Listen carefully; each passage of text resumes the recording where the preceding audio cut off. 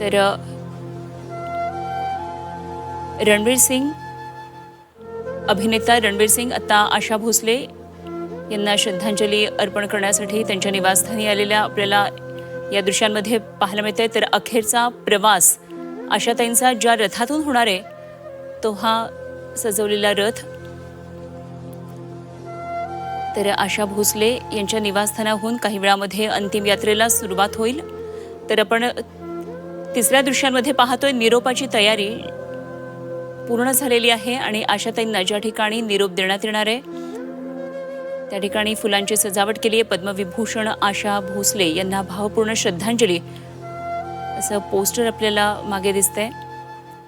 सकाळपासून बॉलिवूडमधली अनेक मंडळी, राजकीय नेते मंडळी, त्याचप्रमाणे समाजातल्या विविध क्षेत्रातील मान्यवरांनी उपस्थिती लावून आशा भोसले त्याचप्रमाणे त्यांचा चाहता वर्ग सुद्धा मोठ्या प्रमाणात आज आलेला होता।